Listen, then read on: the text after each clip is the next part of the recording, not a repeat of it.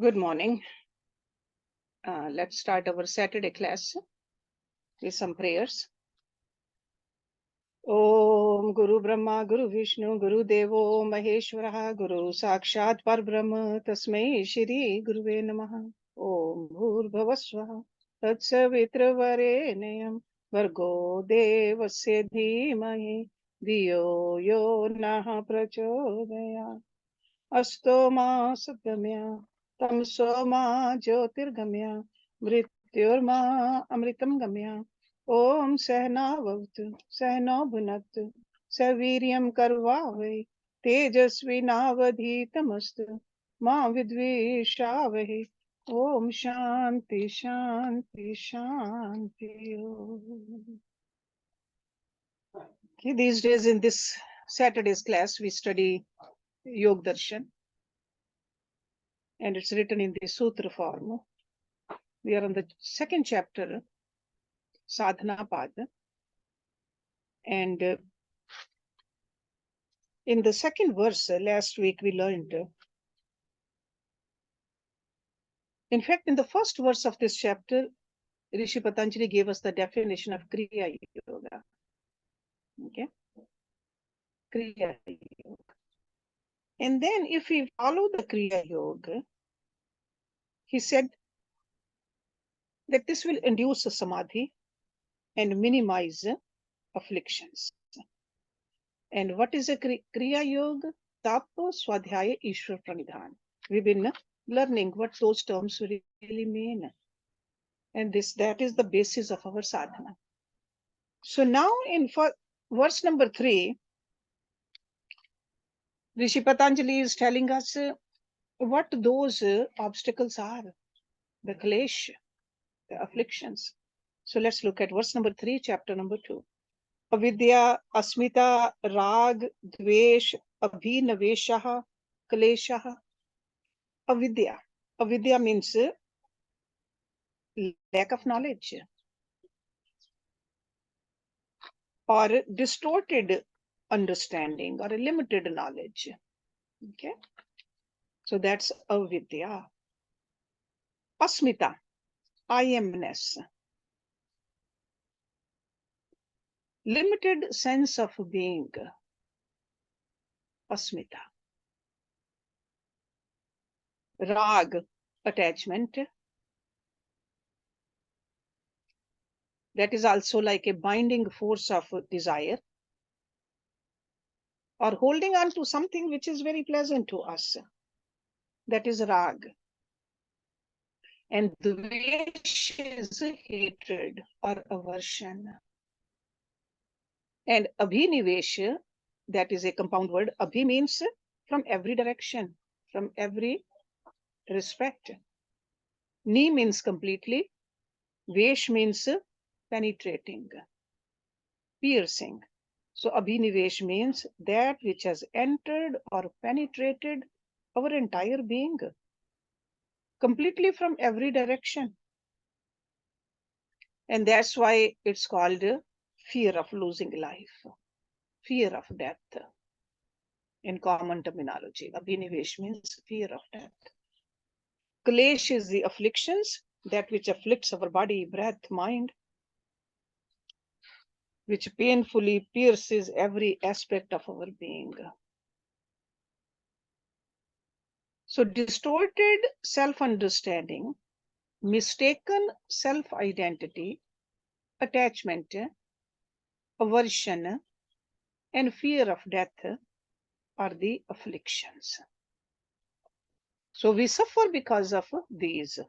So the source of suffering is the klesh. Klesh. So according to this sutra, suffering in its numberless forms originates from a restless mind. Although in our own ignorance believe that it is suffering which makes our mind become restless. But when we move forward in the study of the Yog Sutras, it's very important to understand which is the cause and which is the effect. Mental restlessness or suffering. Why do we need to know that? Because the goal of yoga is to eradicate suffering. You have heard about Ayurveda and yoga, of course. Those are two mutually supporting sciences. Yoga is more concerned with a lasting cure, and Ayurveda focuses on an immediate cure. Yoga holds that unless the cause is removed, suffering will return. Ayurveda holds that once the symptoms are treated, an individual is made free from suffering, he can look deeper into the cause and then eradicate it. But in this sutra, this is a yogic sutra, Patanjali is reminding us that it is time to stop fooling ourselves.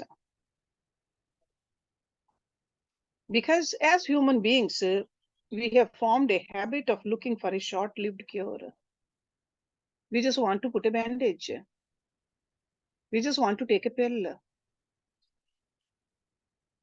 It is time to look into the deeper causes of our suffering. And we got to uproot those causes once and all. So lack of understanding, mistaken self-image, attachment and pleasures, aversion towards which is unpleasant, committing ourselves to action out of fear are the main causes of our misery. So not knowing who we are, where we have come from, where we are going, what our relationship is with the world inside and with the world outside, what preceded our birth, what follows when we die, fills our minds and doubt and fear.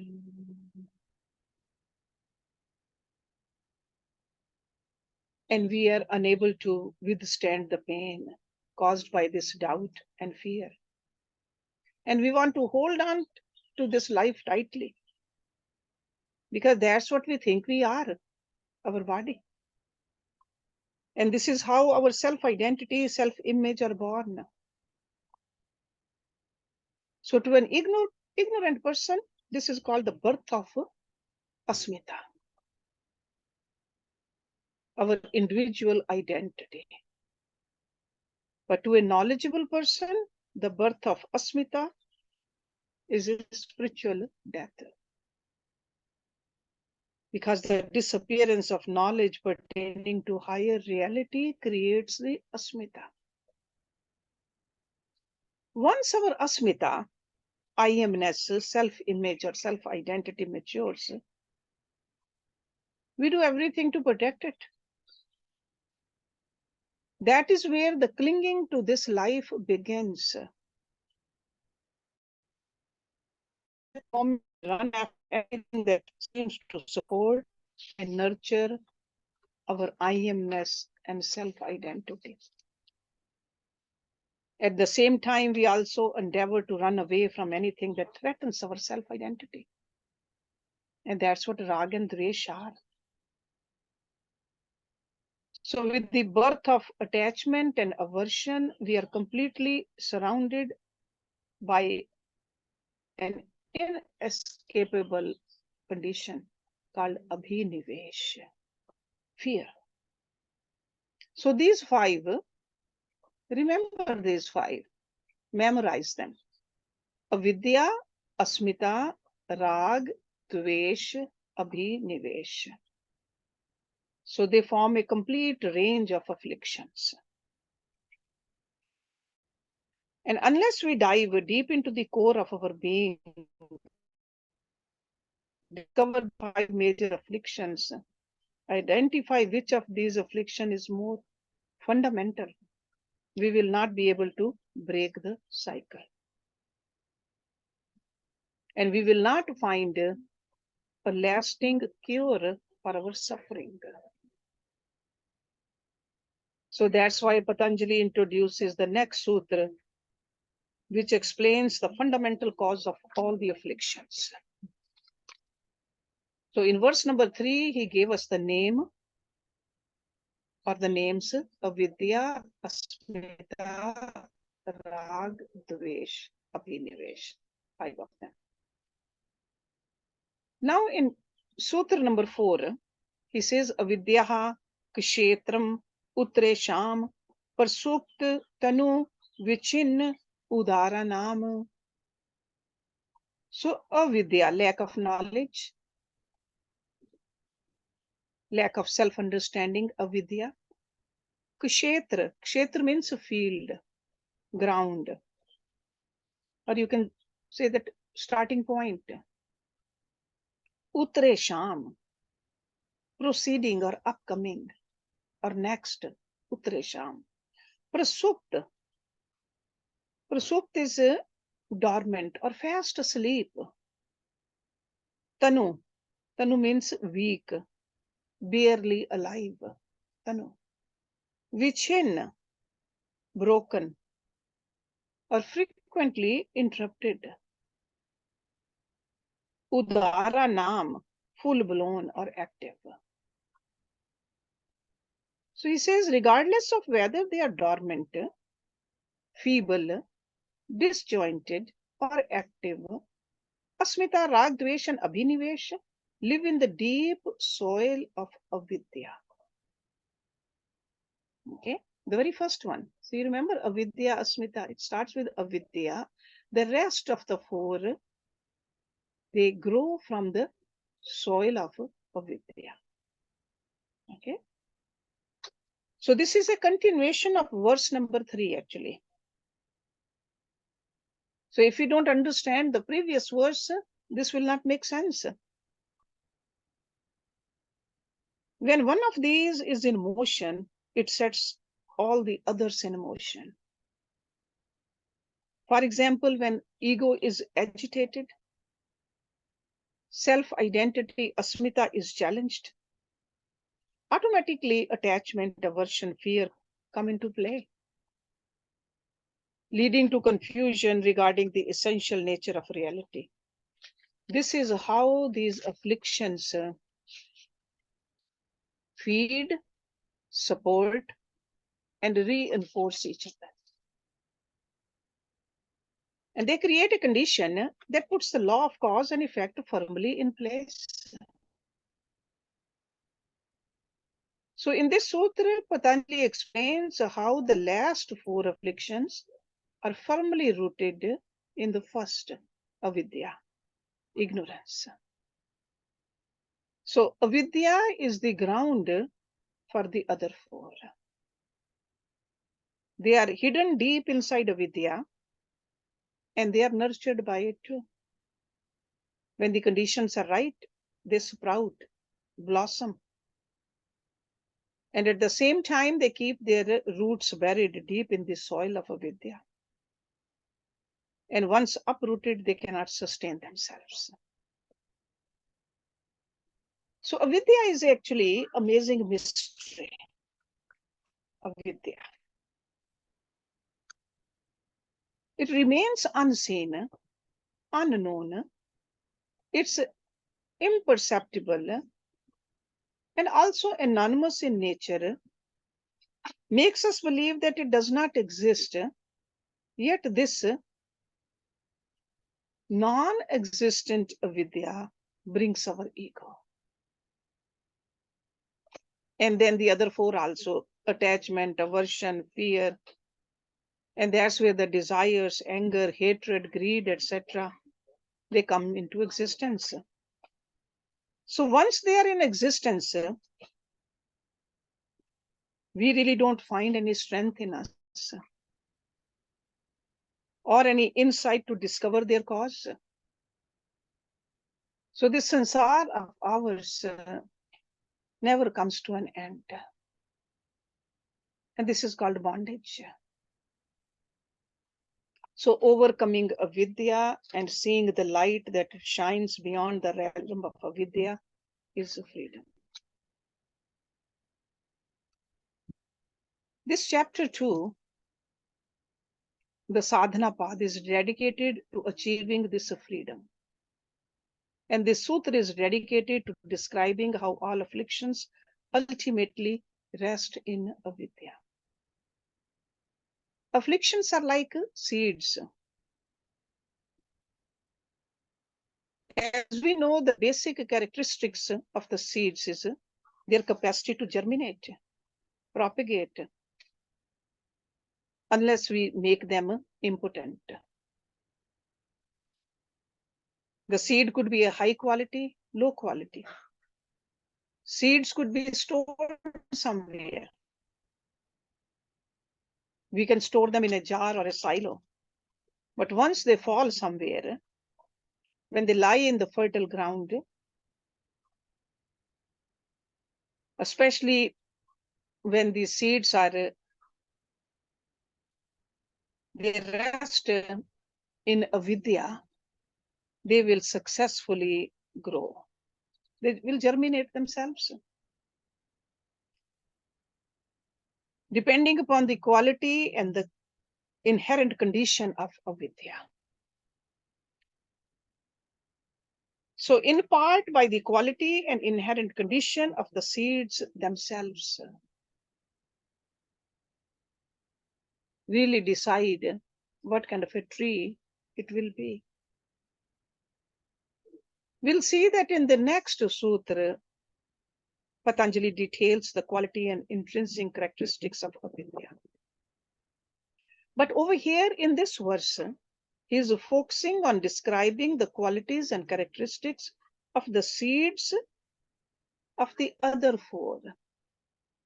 Asmitaragadveshabhiniveshah.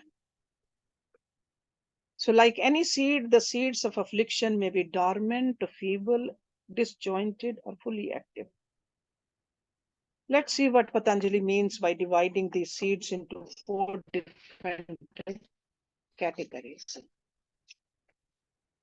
Let's look at the prasupt, the dormant. So that means those seeds are just sitting in a silo. They are capable of germination, but the capacity remains dormant. Why? Because there's no moisture, there's no light. And this is the case with the seeds of ego, because we are not talking about the seeds of a tree or a plant. We are looking at the seeds of our life, our sansar. So the seeds of ego, seeds of attachment, seeds of desire, fear.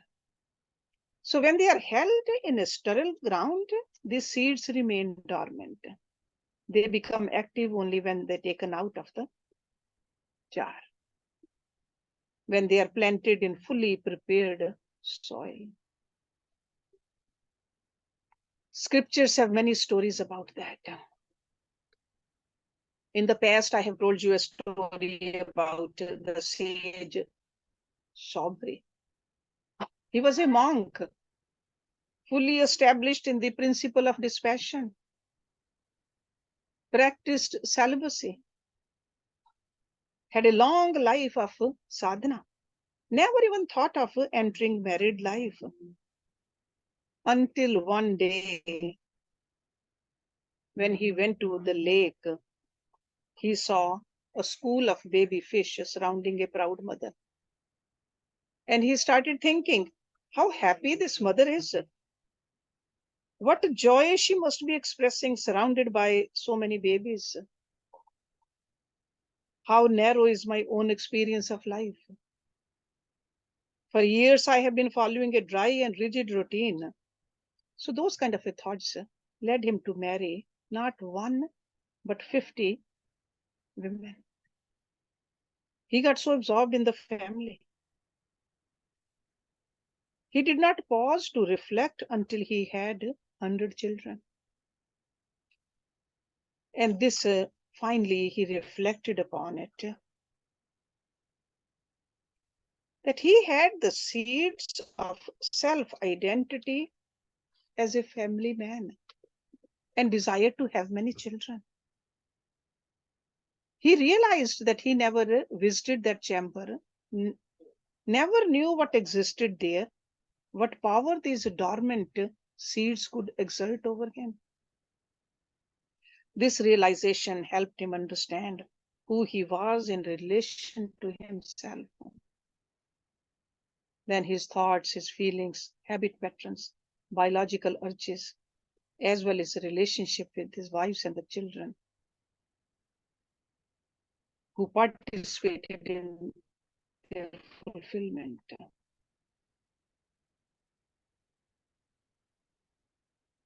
After reflecting upon all this,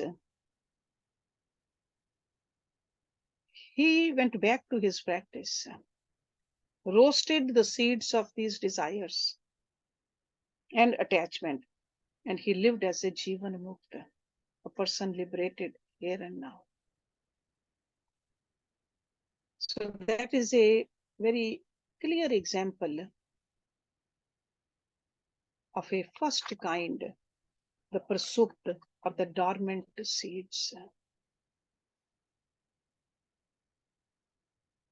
So seeds, no matter what kind we have, we need to roast them in our sadhana. In our sadhana. That doesn't mean we have to plant them and grow them. Even without planting them, we can roast them with our sadhana.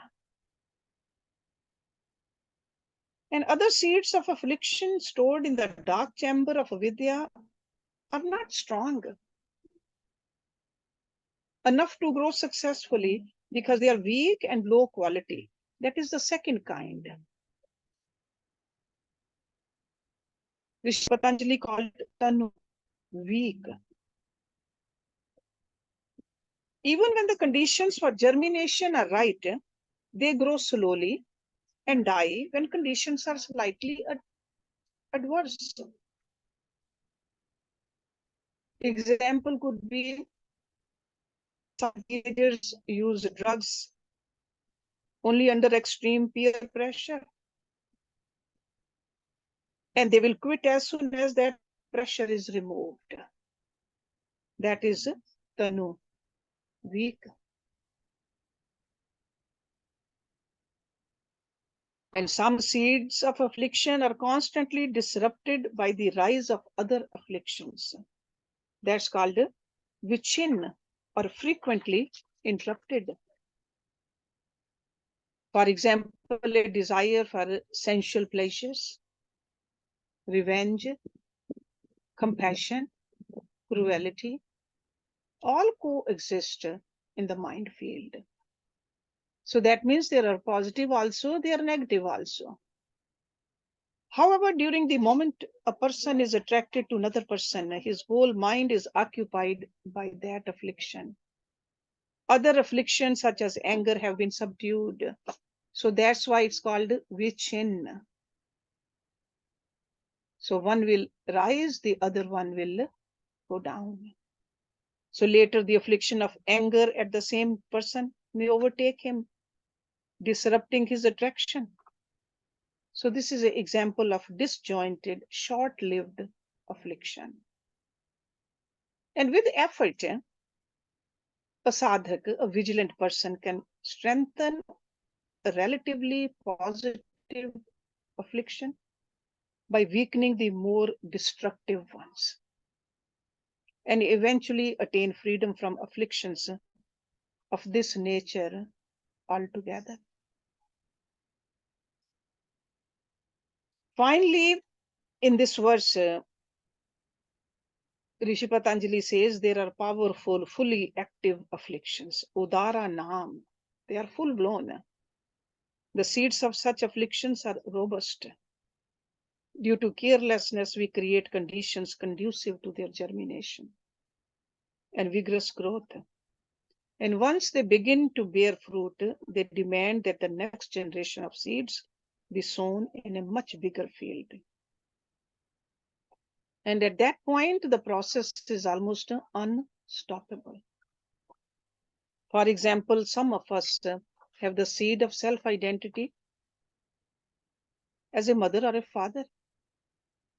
When fully active, it is so strong that it swallows all other identities. and causes us to suffer from complexes.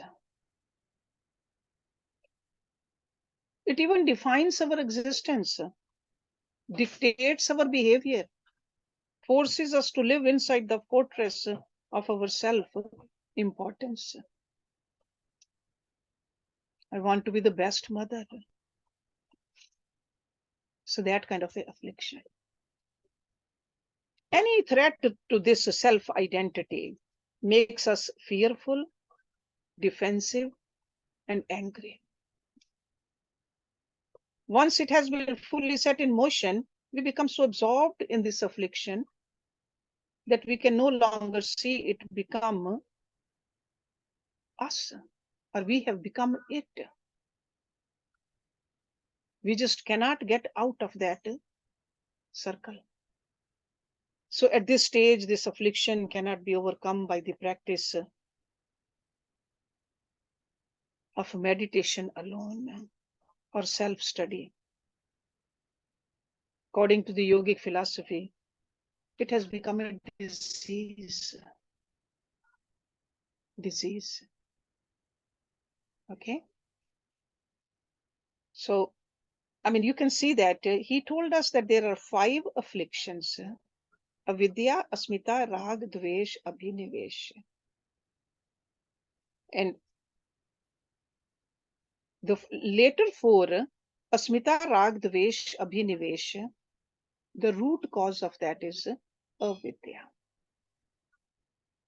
Then all these can be very strong also, but they can be weak also.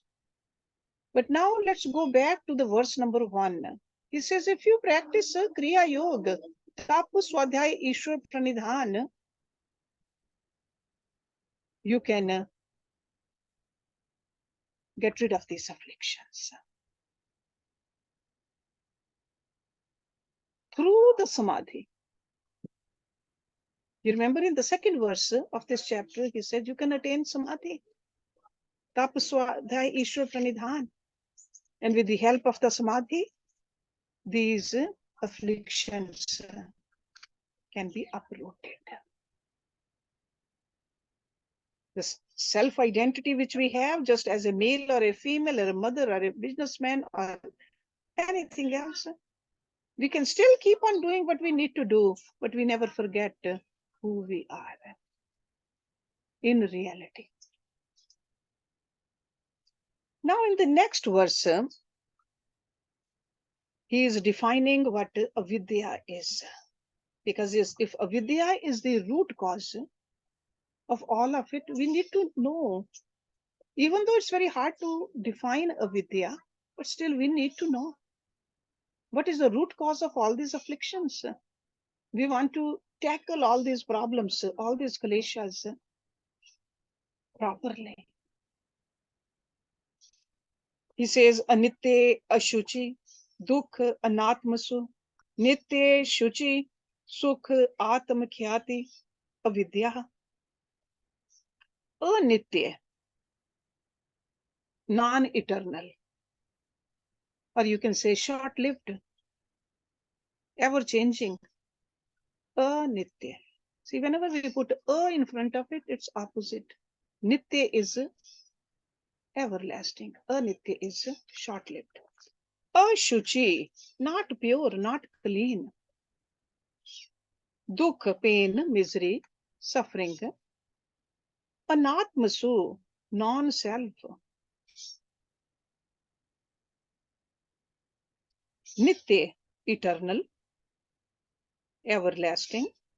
Shuchi, pure and clean. Sukh, happiness, bliss. Atmakhyati, Atma is the soul. Khyati means realization. So experience or realization of Atma. Atamkhyati. Avidya, distorted knowledge or ignorance. So this is, with all these terms, he's giving us an anatomy of ignorance. Because if ignorance is the root cause, then we got to just understand what this ignorance is. making short-lived objects, impurity, suffering, and lack of self-awareness for eternity, purity, happiness, and awareness of oneself, respectively, is avidya. So the key word is respectively over here. See, that means making short-lived objects as eternity, impurity as purity, suffering, happiness, and lack of self-awareness as awareness of oneself. So not knowing what it is. So Patanjali is describing the nature and dynamics of avidya in a greater detail. So in the field of religion, when we talk about religion, the sin word is used, papa, sin, is the most undesirable element, sin. But in a Vedic philosophy or yogic philosophy, the word is used avidya, not sin. See, God is all-pervading. We all believe that. In fact, every religion says that. God is omnipresent, omnipotent. His brilliance outshines billions of suns. But still the darkness of the sin continues to envelop the world. The same way the avidya holds a powerful grip even over the lives. That's why it's a mystery. So avidya is a lack of knowledge. So essentially it does not exist actually. But still it remains the source of fear for almost everyone.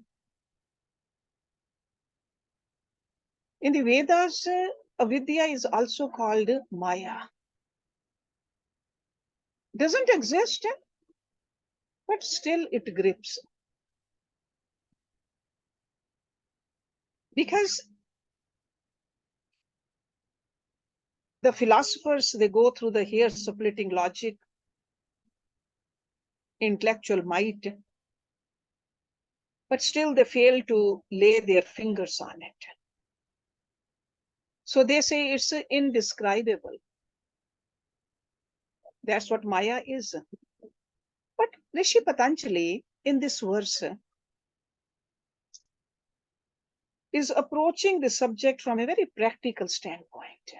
That's why I want you to pay a little attention in this deep verse. A lot of clarity comes when we study this properly.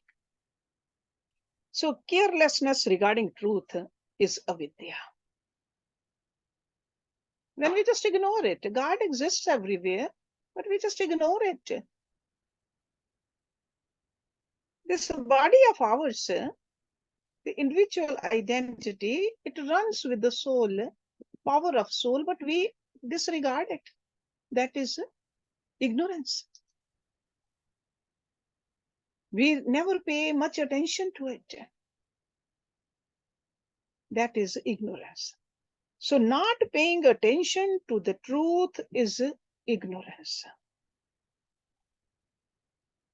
We can also even look at it, this example that everyone dies. Our repeated experience tells us that everyone dies. Carelessness about this truth makes us blind to it.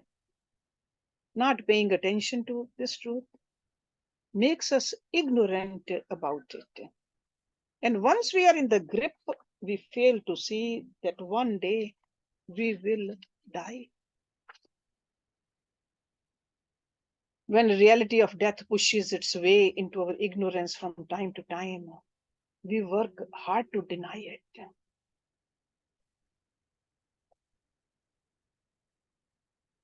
Even though we see the presence of all these changes, leading to this unavoidable reality. We try to ignore it by occupying ourselves with something else. We distract ourselves. This is the birth of Avidya. Now let us take a closer look at these 4 different categories of Avidya according to Patanjali. So the first category of Avidya, according to him, is mistaking short-lived objects for the eternal. Okay, the words he used, anitya, thinking it's a nitya. Let's take the example of money. We know that the money is an illusory idea. The idea of money was invented to facilitate the exchange of goods. And this idea is inherently accomplished by fear, insecurity, and mistrust. Even though nothing is more volatile than money, people believe they will find security and freedom from all fear in money. Most of our endeavors are geared towards finding a steady stream of revenue. But doubt regarding the source of this stream keeps us in a perpetual state of fear. We just continue to have our trust in money. And what is the result of that? We lose sight of money's volatile nature. And we are forced to believe that it's a source of security. And as this belief matures, money becomes a control goal of life. Just really controls us. It becomes almost like a central goal. Our consciousness begins to revolve around money only. We even measure the shape and size of our soul, and all the fortunes, misfortunes, they go with it, with the yardstick of the money. Even in the society, we look at it. We define the success or the failure of a life, anybody's life, with money.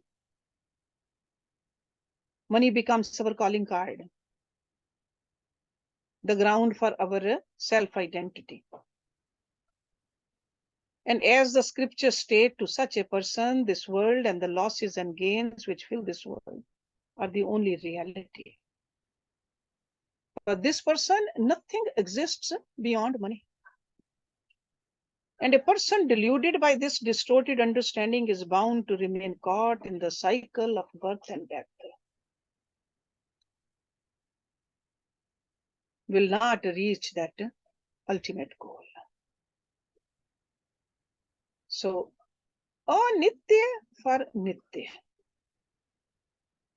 Second category of avidya is mistaking impurity for purity. Ashuchi for shuchi. For example, all religions are in agreement about the spiritual merit of love, compassion, kindness, forgiveness. Love all and hate none. Include all, exclude none. That is like a central theme in all religions.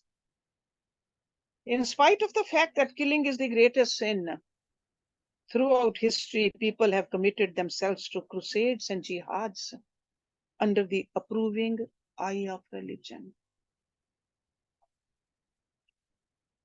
How can there be a greater impurity than bloodshed?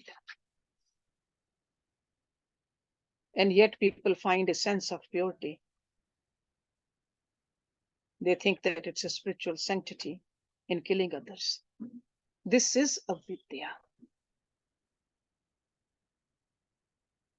Such acts are forms of avidya is evidenced by the fact that the consequences of such acts are painful.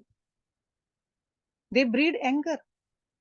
They breed revenge, forcing us to live and die in an impure and painful environment. Always fearful. And the third form of avidya, he says, or third way we can understand what avidya is, mistaking pain for pleasure. Let's look at drugs, alcohol, gambling. We all know that drugs are a source of misery. There's a misery in obtaining them, misery in taking them, and even greater misery in quitting. Yet people are attracted to drugs, mistaking pain for pleasure. The same is true of alcohol. Alcohol damages the liver, kills the brain cells, dulls the mind. Facts that cannot be denied. It distorts our perception. Alcohol strains the family life, undermines work performances. In spite of this, alcohol is associated with entertainment and pleasure. At the collective level, this form of ignorance is so powerful that neither as individual nor as a society do we recognize the pain inherent in this source of pleasure. Yogis call this avidya. And what about gambling? No religion has anything good to say about gambling. We saw in Mahabharata what kind of a suffering, the pain they had to go through. The Pandavas started from gambling. It is a curse to both the poor and the rich. And it's widely recognized as an extremely destructive form of entertainment. Because gambling is a vivid manifestation of greed. Greed fuels the base tendency to cheat, deceive, and lie. Knowing that they are not on the right path, people addicted to gambling often begin to live double lives. And they got to meet ultimately the unavoidable destiny. Loss of wealth, loss of respect, disintegration of their families, never-ending regret. How painful. Yet people seek happiness in gambling. This is avidya. Think about it. Finally, we come to the fourth form of avidya, mistaking material entities and objects for the soul. We know that common sense tells us that we have a body, but we are not the body. We eat for our body. Even though we do not know much about our soul, we intuitively know that body and soul are two different things. In one manner or another, people in every culture feel and believe in the continuity of the soul. As souls, the belief goes, we have come from the world of spirits, ancestors, heavens, or some other higher realm. And it is where we go after death. The soul accompanies the body at birth, but the body has no power to accompany the soul after death. The physical body is subject to death, decay, destruction, as are all other objects and belongings that provide comfort, convenience, satisfaction, and pleasure to the body. Once the soul departs, everything is left behind. We know this. Yet we continue to dream about being here forever. Or at least taking the body along with the soul at the time of death. A dream which so far has never come true for anyone. This dream really springs from wishful thinking. That maybe in my case, it's possible. Either not to die, or I might ascend with my body. If I gather the objects of my convenience, comforts, and pleasures around my dead body, I might be able to fulfill the needs of my soul until eternity. This wishful thinking and fantasy has caused people in different cultures to craft different forms of after-death rites. Simple tombs to elaborate pyramids, simple oblations of alcohol to elaborate arrangement of food, possession, servants, wives, horses, chariots. Such practices existed because people believed in the continuity of the soul in the body and the soul's need for physical objects after death. That is Avidya.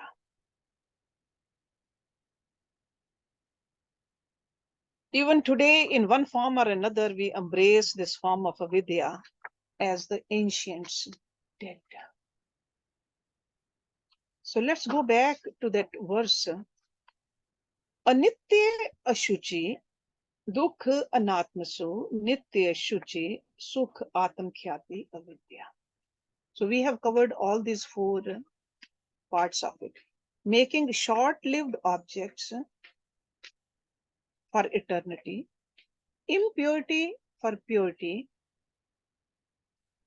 suffering for happiness, and lack of self-awareness